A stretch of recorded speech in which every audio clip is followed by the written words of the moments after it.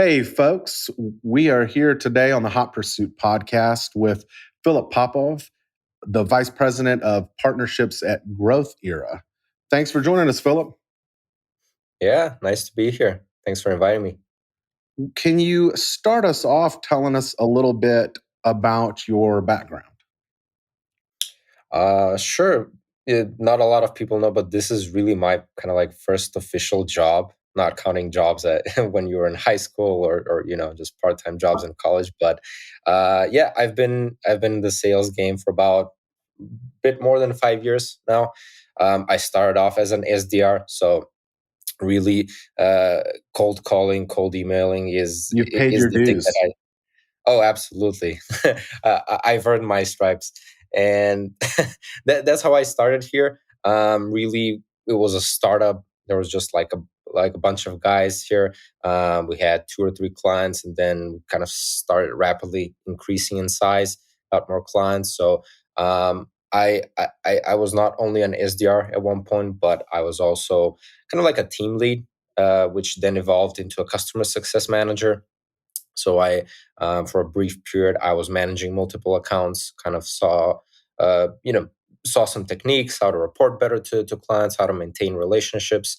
I've always thought of myself as someone who knows how to build and maintain relationships. And eventually, I got more of a sales role inside our organization as an account executive. And right now, I'm pretty much the vice president of partnerships. We had couple of successful stints with big partners. So we kind of like naturally gravitated to create the whole department around it, if I can put it that way. So yeah, that's briefly about me in the organization, but I guess also even overall in my professional life.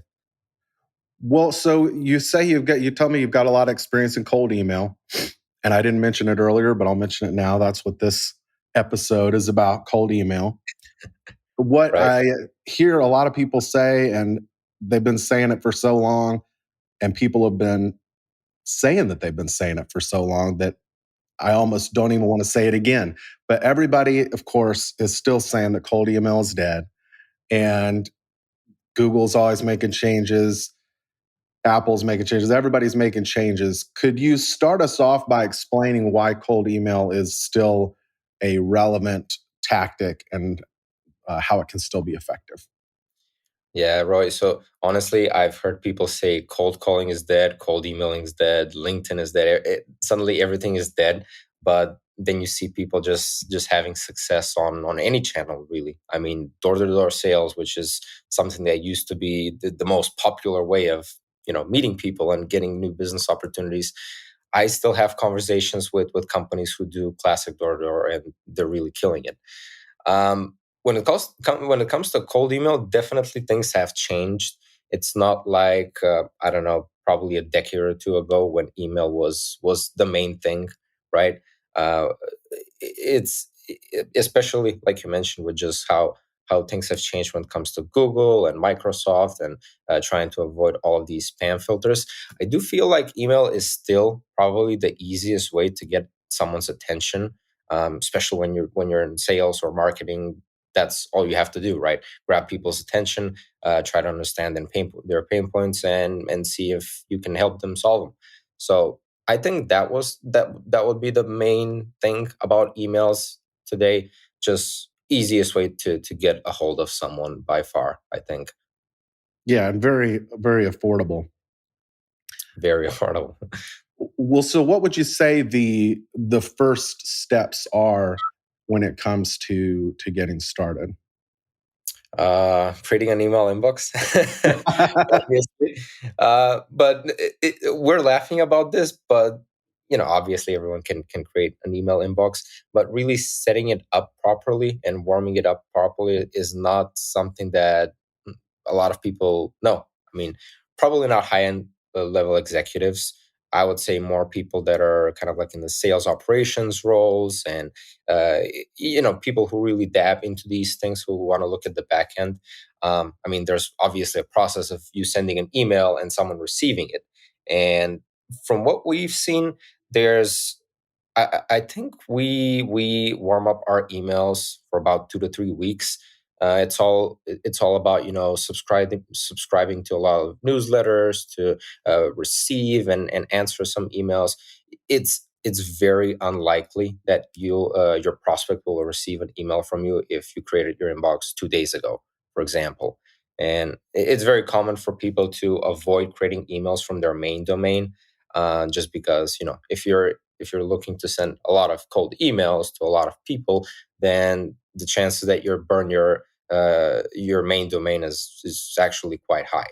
So I think one of the most important, if not the most important thing, is just to make sure that you have your email properly set up, that it's warmed up, that's active, and you're not using your main domain.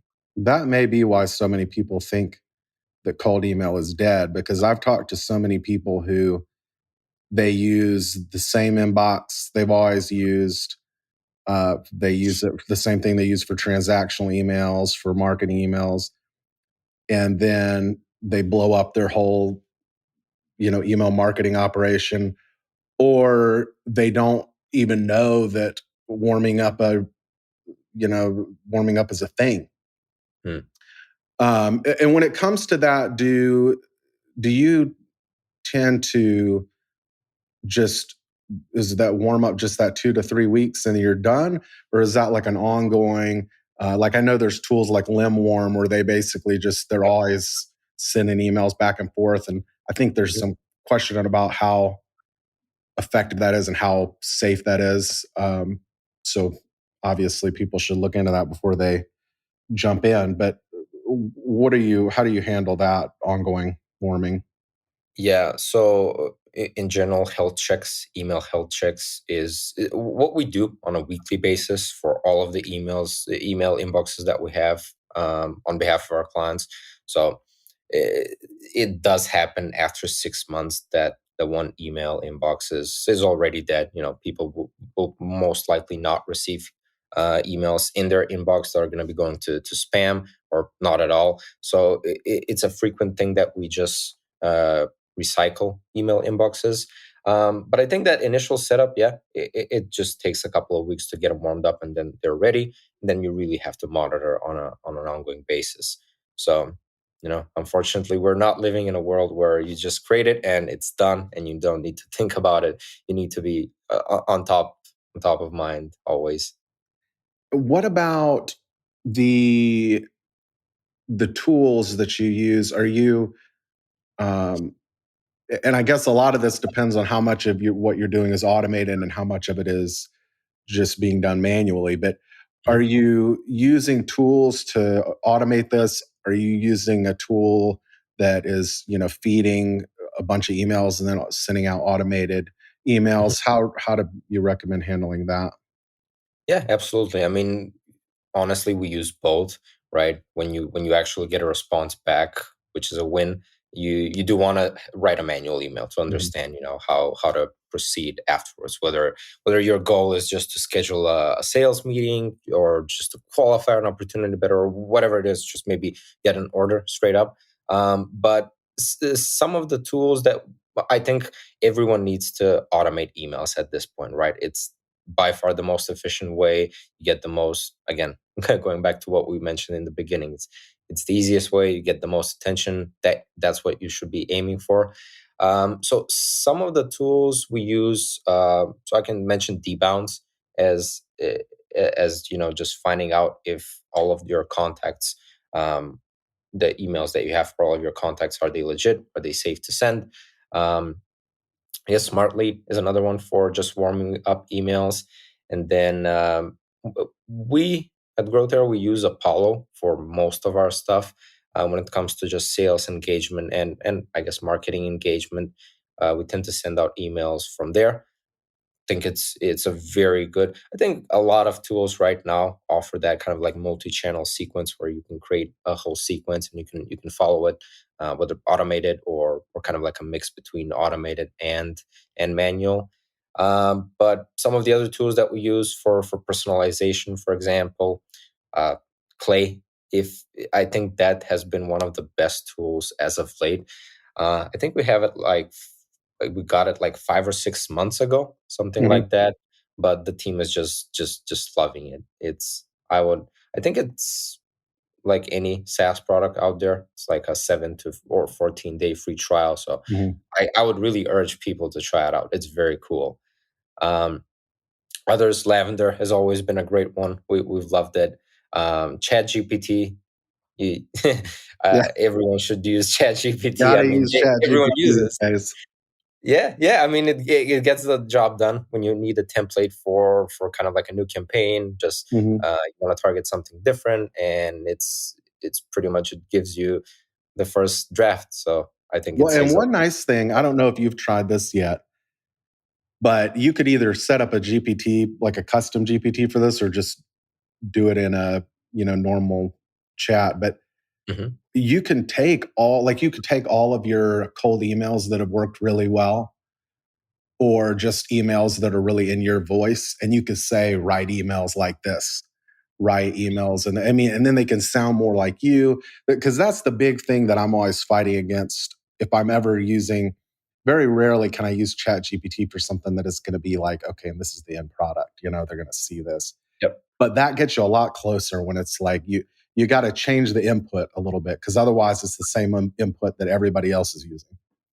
Oh, absolutely. Agreed. I was not aware of that. Maybe I need to use ChatGPT a bit more. Maybe someone from my team does it. I don't know. With I ChatGPT, think, I know, because ChatGPT is one of my best friends. We go out for beers. We hang out all the time. When my yeah, he wife is tells mad you all at of me, I his can talk to secrets. him about it. Yeah. Nice. Awesome. Yeah, it's those are kind of like some of the tools for optimization, and then afterwards for the actual copywriting that we use and we recommend. There's plenty more from what I know out there on the market. Really, it feels like every other company right now, when it comes to their sales engagement platform, they add these things as functionalities. So I I would assume also Outbound has them, or Hmm. um, I don't know, Sales Loft. I'm just guessing at this point, but I would be shocked if they don't have some sort of thing going on. Yeah. Well, you mentioned copywriting. What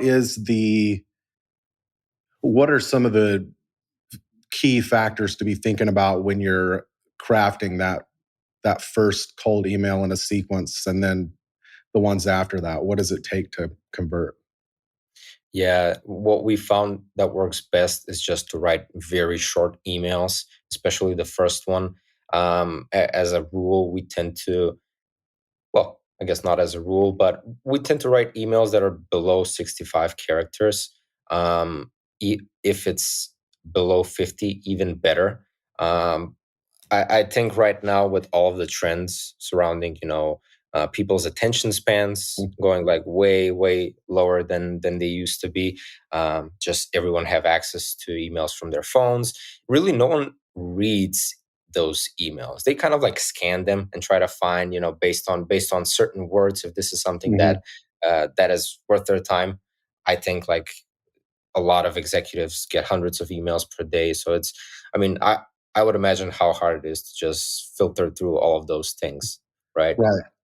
And one thing that I always think about, whether I'm cold emailing or doing some kind of marketing or cold calling, is you can kind of think about, like, who is the most annoying person for them to hear from, and how can you not sound like that person? So like in the past, if I've had to cold call, I'm like, your instinct is to be like, I need to sound really upbeat and like my day is amazing. But when I hear somebody call and they're like, hey, Mr. Harmon, blah, blah, blah, blah, well, sales, I know it. And I'm already upset, because you get those all the time. But if somebody Yep, calls and they're a little more like normal, and that's how, and when it comes to sending emails, shorter emails are normal. It's, other than, exactly. when my grandfather sends me an email, which, which I love to get his emails, and I will read pages and pages of my grandfather's emails. But other than that, real people don't send long emails. So yeah, I Exactly. think that's a great point. And a lot of people are uncomfortable. They're like, but I got to tell them all this. I got to hook them. But you don't got to hook them. You just got to, you have to get them to reply one time. And like you said, then you can start doing some manual things, because you've at least got their attention. And when it comes to getting attention, what about subject lines? Is there any? I mean, because I feel like shorter emails, that's almost like the number one tip as far as the body of the email. What about the subject? If you were to write cold emails and you could just get only one tip, that's the one. Just write short emails. Subject lines, I feel like their main job is to get you to open the email to kind of like read what's in it.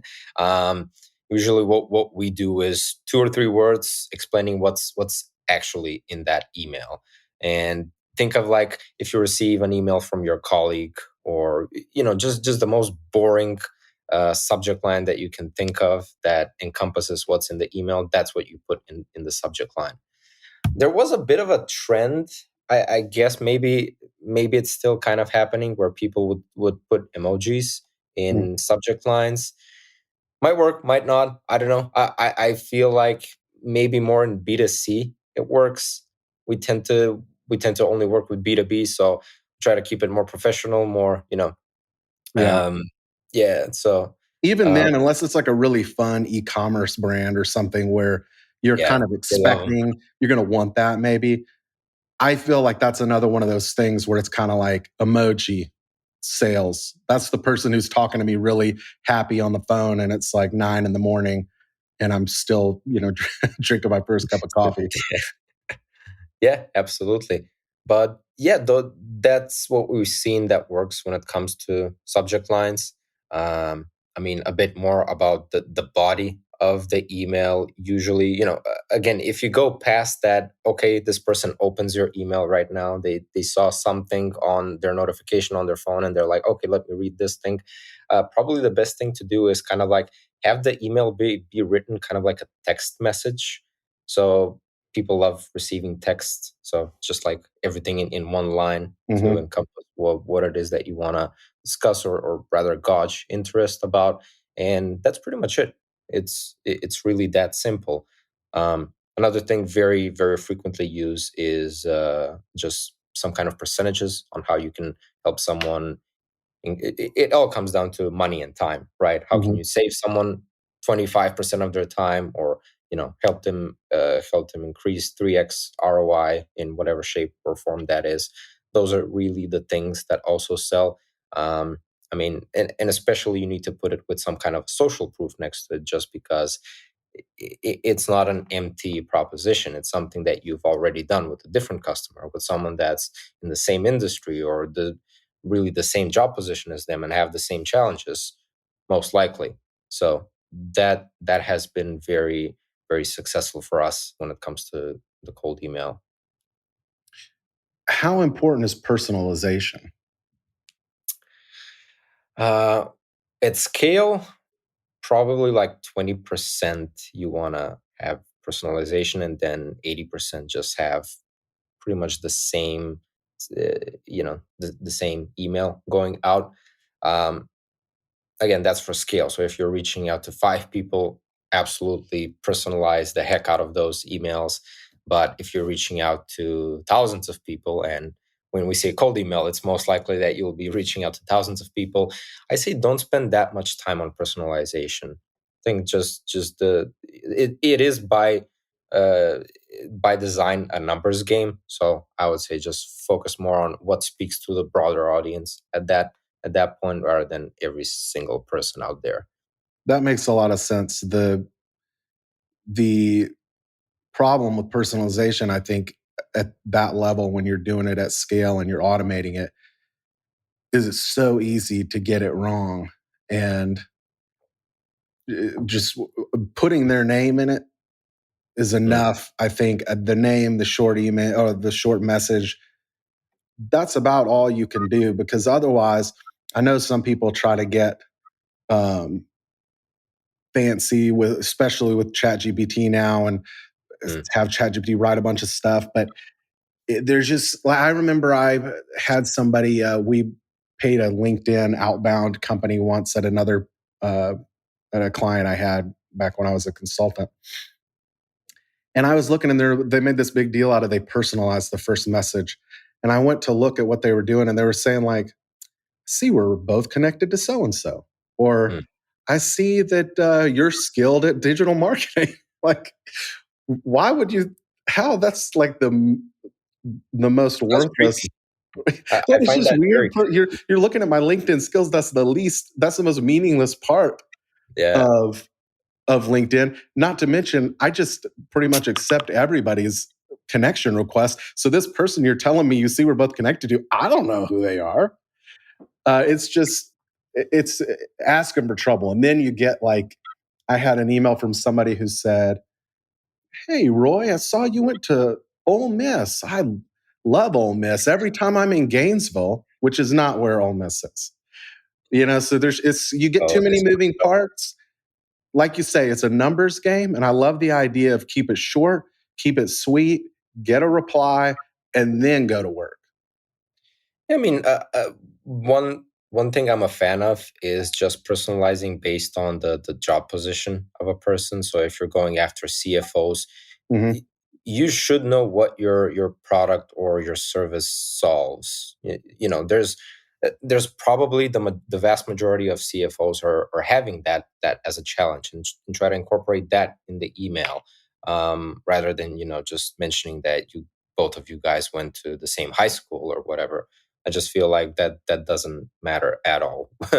We're all in business. We're just, we have limited time. We need to make the most out of that time, and just wasting too much of it on Yeah. hyper personalization. It's not good. But I It will doesn't serve say what you're talking about there, that is pretty powerful. If you're segmenting people based on their job Mhm. title, where I mean, you're talking about scale, and especially if you are maybe targeting a more niche audience where maybe Mhm. there aren't a ton of decision makers that you have access to. Well, now you can segment even just people who would be, maybe they're going to use it, but they're not actually going to be influential on the purchase decision. And you can Yeah, send them a message that focuses on the value to them and their day to day if it's something they would be using. And then, like you said, you can give the CFO his message that he'll care about. And everybody can get, you can highlight the value prop for each segment. That's a great idea. yeah, absolutely. It's what we see that gets us the most replies. Honestly, just focusing on their challenges. And when it comes to replies, when you're when you're measuring success, you're trying to see how well a campaign is doing. Obviously, replies are a big one. What are some other things that you look at to determine whether it's been successful? And do you have any benchmarks that you've noticed where you feel like people should try to aim to be? Yeah, so I'm gonna mention something right now that might shock you. We don't track open rates as a company. It's I don't know. I haven't heard of a company that so far doesn't track open rates. Usually, it's the first thing that you associate with email success is, okay, how many people opened my email? But actually, what we found about, I guess, a little less than a year ago, is that there's a specific tracking cookie. Obviously the thing that tracks if people open the emails or not. That sometimes doesn't bypass the spam filters, and it's gonna catch up on those spam filters, and it's gonna show up that that person actually opened your email, but in reality they didn't. And we would often see, open rates of 40, 50%, but reply rates below 1%. And Right. something wasn't right about that.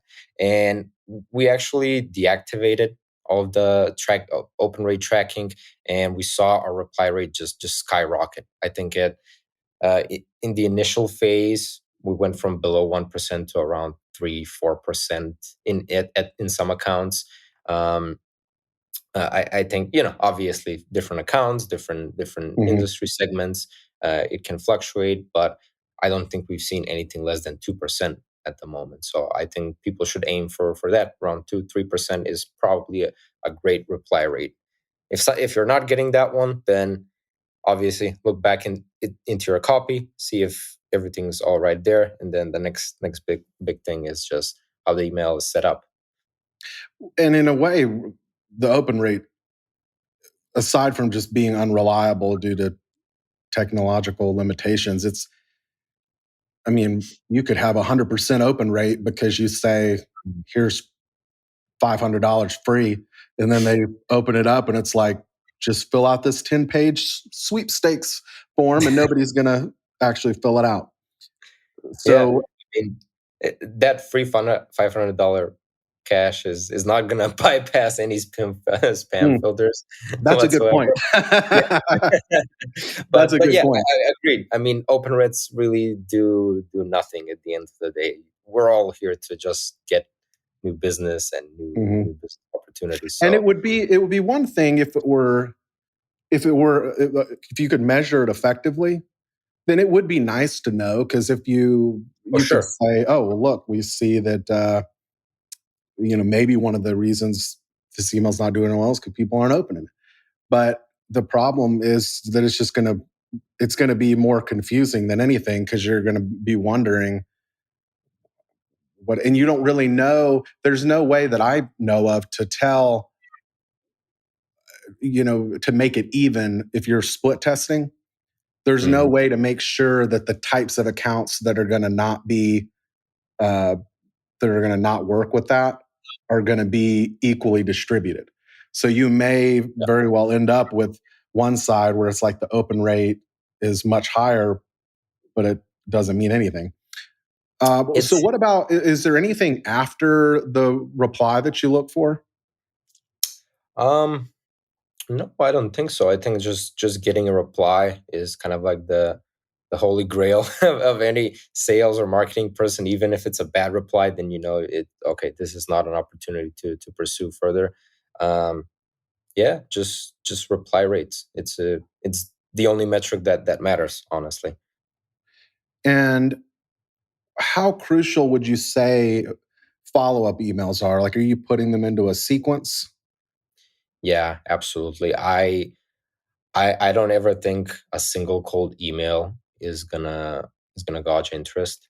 I also feel like when we do emailing, cold emailing, we have at least 4 to 5 follow up emails after the first one. It's pretty much just pumping more social proof into it, different client testimonials. Just trying to find relevance with their situation. They're most likely their situation. We're always going in assuming that they have the same challenges we were able to fix for our customers. And then uh, I don't think every email should be, you know, more social proof, more this, more that. I think just a simple bump email. I Mhm. think that any thoughts or any updates on this, or just an email with the prospect's name and a question mark, like Roy. Hey, going back. Hey, did you read this? Did you have a I've chance never to? tried that before. One thing It's actually quite good. I've seen good luck for the last one to be like, I guess I'll assume you're not interested, and then or something along those lines, and then that'll be the one where people will actually reply for whatever reason. Yeah, I've read that the last email of a chain sometime gets probably the most replies. At one time, I was using I call a breakup email, where I would tell them, I've tried calling you, email you, everything in my Yeah. power. I know that we can help you guys, but I might be barking at the wrong tree, so I'm just gonna let you go. And it's kind of like the same with dating, right? When you show that, okay, I'm done with this, and then Yeah. suddenly they come back. So maybe something Especially like if you're making some sort of an offer, like a special offer that they wouldn't be able to get. And I know that you have to be careful with that, for, you don't want to that. trigger any spam filters. But if there's some kind of opportunity there, psychologically, people are worried more about losing something than they are Mhm. about gaining something. So if you Exactly, just, one of the, exactly. somebody I know who's really great at sales, they'll send out an email at their last email is just like, okay, well, sounds like you're not interested. So just let me know either way, and I'll go ahead and close out this opportunity. And all of a sudden, it's like, wait, what? This is an opportunity. I'm going to lose. I'm going to lose this opportunity. Yeah, I Not think me. I'm not 100% sure. I think maybe Robert Cialdini Hmm. had in his influence his best book about loss aversion. I might be wrong. Don't quote me on this one. But in general, it's a very popular thing out there when it comes to Yeah. just human psychology. People And prefer nobody not would, to. if somebody goes out and reads Cialdini's book and doesn't find that in there, there's plenty of other great things in there. Yeah, absolutely. I'm a fan. But yeah, it's we're wired that way to think that I better not lose this instead of, oh, I'm gonna gain this, Yeah. right? So you've got your cold email, but that's not happening in a vacuum. Y'all are doing a lot of things. You do sort of a multi-channel approach. Is that right? Yep, So how that's do you are those things cohesive? Do they play off of each other, or is the cold email kind of, this is the cold email campaign and over here we've got a, are they kind of siloed, or how does that work? right.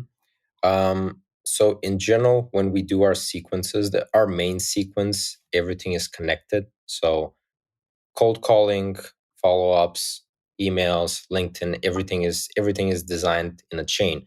I've personally seen when I was doing outreach that, you know, no matter how many times I call someone, 10, 15, 20, 30 times at times, they will never pick up the phone, but they're very responsive on email.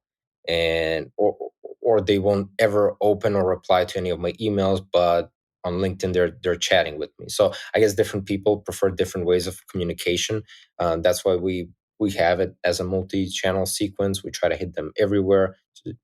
Just kind of reference, hey, if you leave a voicemail, hey, I sent you an email, blah blah blah, or vice versa. So it again comes down to grabbing their attention, trying to engage in a conversation with them.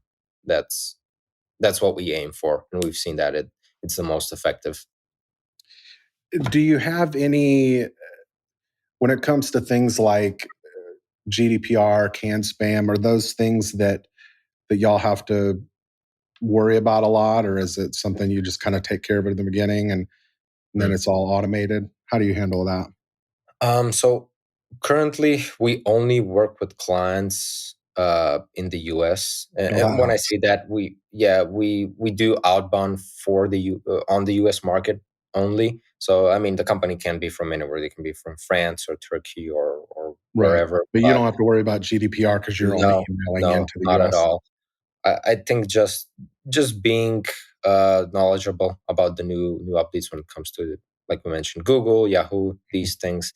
That's something that you need to be aware of. All the policies.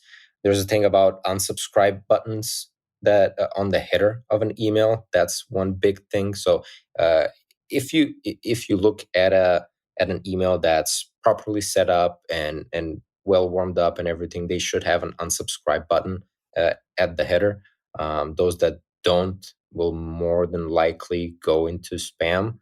Um, Also, another thing that we've seen is on the first cold email, the links in your signature sometimes might trigger spam filters and just move your email to spam. So what we do as in our practice is just remove all signatures from that first cold email.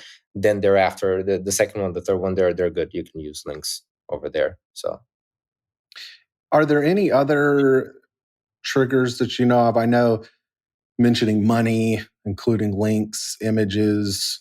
Um, oh yeah, those are the big ones. And I know there's lists and lists of words to avoid. there's plenty. There's I can recommend a website called Mail Meteor that has over, I think, 750 plus words that may trigger spam filters. I mean, most of those are like money increase, financial, please, ASAP, I don't know, percentages after a number are also triggering spam I'm a filters. prince in Nigeria. That's a classic one. Like buy, order, investment, and anything that sounds shady or requires urgency or overpromise can specifically trigger spam filters. But I think, like I mentioned, Mail Meter, it's a very good website. You can really test out, I think, for free all of your emails and see the how many spam words you have on that Yeah. email. And the shorter your email, the less likely Yeah, you are to have a spam word, I would imagine. there you go. I mean, I think ideally you can't really create an email without any spam words, but you have to like then thereafter just switch that word Yeah. with a synonym to actually have And the same synonym. there are a lot of tools. I'll put a link to this one because I can't remember what it's called, but there are some where you can actually send your email to a particular email address, and Mm. Yep. it'll tell you Yeah, it you're made right. it to Gmail inbox, but it ended up in the promotions tab and all that kind of thing. So those tools can be really helpful. Yeah, agreed. I've also heard about those type of practices. Where do you see the future of cold email going? Are there any trends that you foresee? That's a good one. I mean, honestly, like 5 years ago when I started, just seeing how email has evolved.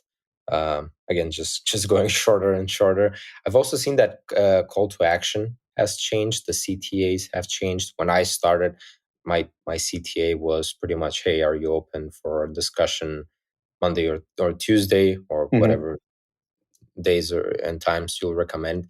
Right now, I think it's more about gauging interest, like because it's a cold email and you're throwing something at them out of the blue, and it's more about, hey, is this something relevant for you guys, or is this something worth a discussion? Just happy to share ideas, brainstorm any ideas. Um, that's kind of like the only thing that I've seen particularly change. I I really don't know where email is going to be heading the next couple of years. I think it's not going away. That's for sure. It's a channel. It's an important channel. So people will always find ways to go around any policies and just squeeze the most juice out of it. But yeah, that's I think what I've seen as of late. Yeah. It's I think the negative trend that will be ineffective for people is emails getting longer, and thanks to ChatGPT writing a bunch of enormous emails for people, and Oh, then tell me about it. terrible personalization, also probably thanks to generative AI. So we can all look forward to that in our inbox, Yeah, unfortunately. my second prompt always on ChatGPT is, "Can you make this shorter?" Yeah. Just Can you because make this shorter? And also, can you make it more casual? Can you make it sound less weird? less, yeah, less formal. I don't know if I don't think it does this anymore. I've noticed it's kind of changed um, I noticed it's kind of changed up its transition phrases. But a lot of times I could tell. So you hear about people who they like copy and paste everything from ChatGPT, even the part at the bottom that says regenerate response. Well, I can almost, even without that, I can tell it's ChatGPT when the last paragraph goes, in conclusion, Yeah. because nobody writes that way after high school. That's like, you do your intro, you do your body, and you do your closing, your conclusion. That's like, that's grade school stuff. So at that point, I'm Yeah. like, this is an AI. Yeah, I mean, like you mentioned, it's an AI, so it's learning based off of all of these prompts that millions and millions of people are putting into it.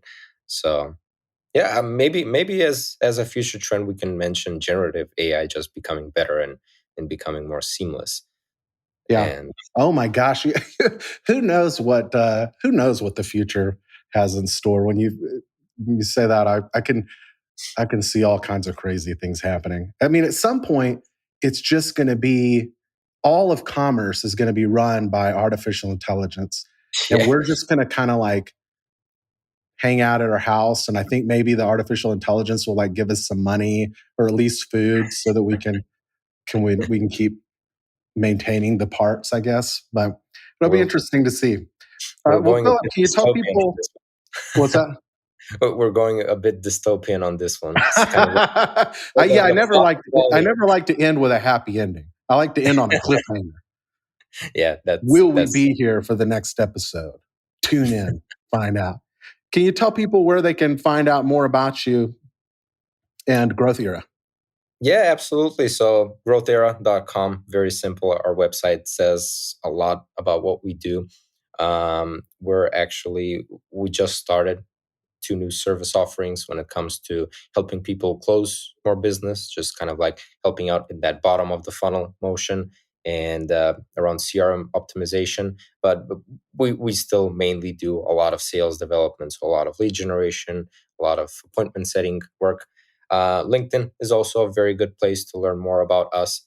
And yeah, we do have Instagram and TikTok and all of these social media places, but I think just website and LinkedIn is probably the best. Um, yeah, TikTok's that important though. You got to have a place to do your business dances, you know, company dance moves. well, we pretty much put things that happen on our team building Yeah. events or just Some people employee. say TikTok is the thing. Some people think it's really good for B2B. I haven't tried it yet to know.